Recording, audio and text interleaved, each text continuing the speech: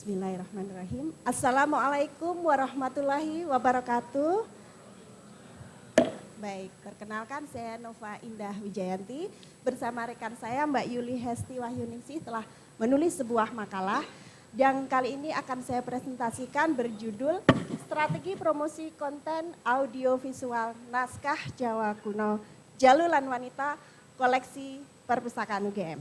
Sebelum saya mulai, saya mau tanya dulu di sini, siapa di sini yang bisa bahasa ataupun bisa membaca huruf Jawa Hana Cakaka? Mungkin ada yang bisa dan ada yang tidak. Baik, kita akan berpetualang ke masa lalu dengan naskah Jalulan Wanita. Next, berikutnya. Baik, di sini yang akan saya bicarakan adalah nanti tentang latar belakang, tujuan, kemudian ada metodologi penelitian, kemudian juga ada hasil pembahasan dan yang terakhir adalah kesimpulan. Berikutnya adalah sedikit tentang penulis. Naskah ini ditulis oleh dua orang, saya Nova Indah Wijayanti dan Mbak Yuli Hesti Wahyuningsih. Kami adalah pustakawan muda Universitas Gadjah Mada dan kami juga adalah member dari IPI, Ikatan Pustakawan Indonesia, dan saya juga terdaftar di member di ELE dan IASR. Dan berikutnya adalah, next silahkan. Ini adalah latar belakang dari makalah yang kami tulis. Jadi gimana sih kita mengambil judul ini? Salah satunya adalah bahwa konsep dari isi naskah kuno itu harus dapat didayagunakan oleh peneliti ataupun dapat dimanfaatkan oleh masyarakat. Dan berikutnya adalah bagaimana agar dapat bermanfaat.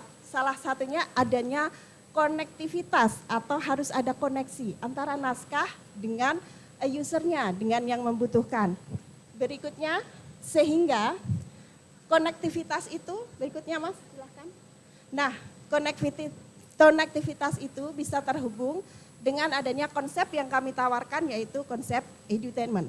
Konsep edutainment adalah konsep di mana adanya kombinasi antara edukasi dan entertain. Jadi konsep ini ditawarkan agar naskah Jawa kuno, naskah yang dengan kontennya berat itu dapat mudah diterima oleh masyarakat.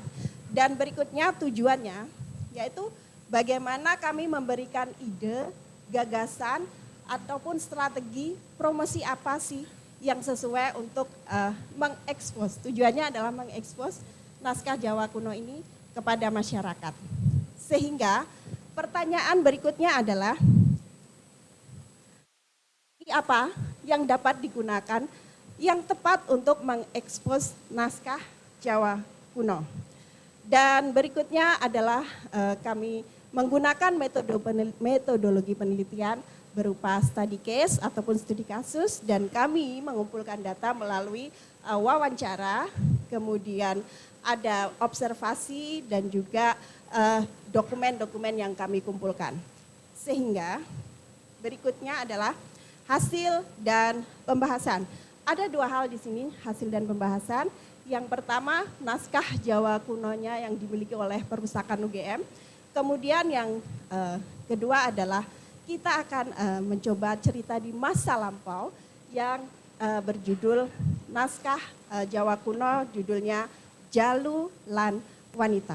Nah, berikutnya, jadi di sini adalah naskah Jawa kuno yang dimiliki oleh perpustakaan merupakan hibah dari alumni Bapak Koko Widayat Moko. Beliau adalah alumni Universitas Gadjah Mada di Fakultas Teknik UGM dan beliau adalah ahli konstruksi Indonesia.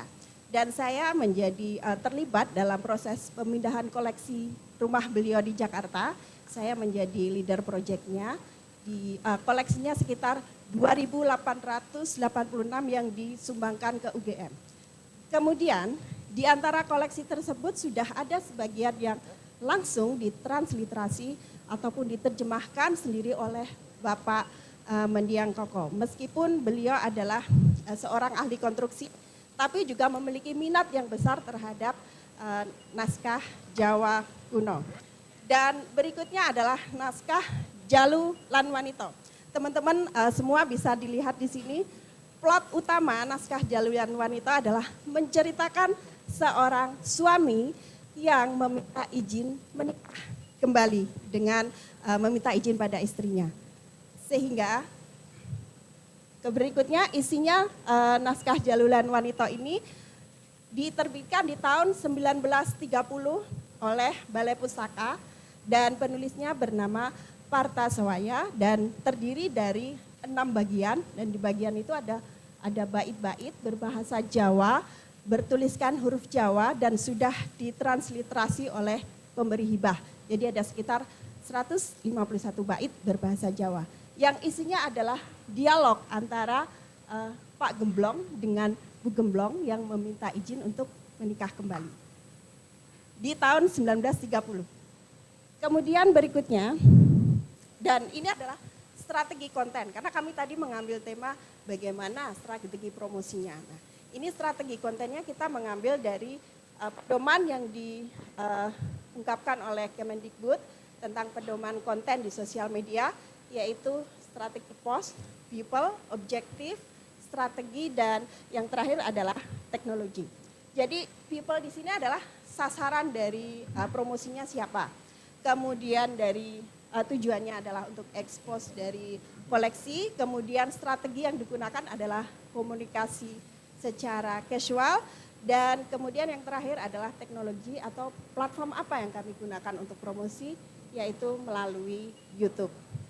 Sehingga berikutnya adalah produksi konten, karena tadi kita sudah membuat konsep dari kontennya seperti apa, dan langkah berikutnya adalah konten. Pembuatan konten ada 3 macam, yaitu pre-production, production, yang terakhir adalah post-production. Pre-production sendiri terdiri dari sebelum kita melakukan produksi, bisa penulisan skrip, pemilihan talent, kemudian bagaimana memilih sutradara, lokasi, jadwal, itu dilakukan di tahap pre-production. Kemudian di production adalah memproduksi konten atau proses syutingnya. Dan kemudian di post production ada editing dan upload konten. Di sini juga ada memasukkan sound dan sebagainya, ada di proses di post production. Dan berikutnya, ini adalah salah satu contoh di skrip yang dibikin, skenario, kemudian dibikin skrip seperti ini, agar memudahkan dari talent, sutradara maupun yang lainnya, kru untuk menata, memplotting tempat, dan membuat properti sehingga sesuai dengan kebutuhan syuting. Jadi dibikin secara visual ataupun namanya storyboard.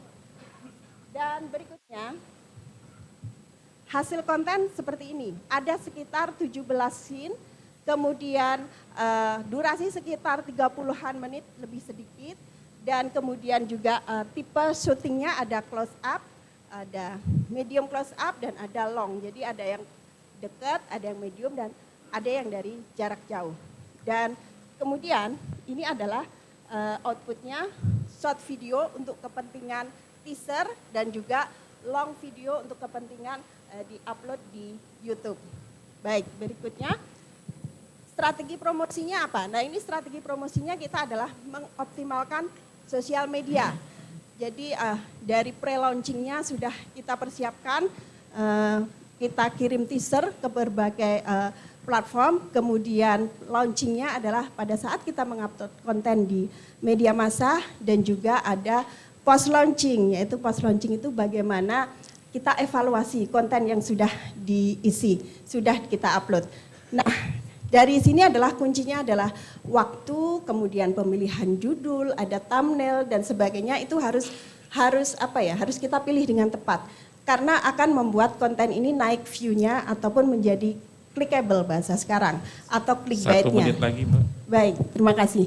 Dan yang penting kita juga ada riding the wave, jadi kita memanfaatkan momen Jaluan Wanita tadi di mana? Misalnya di Hari Kartini, Emansipasi Wanita, jadi kita bisa upload di situ.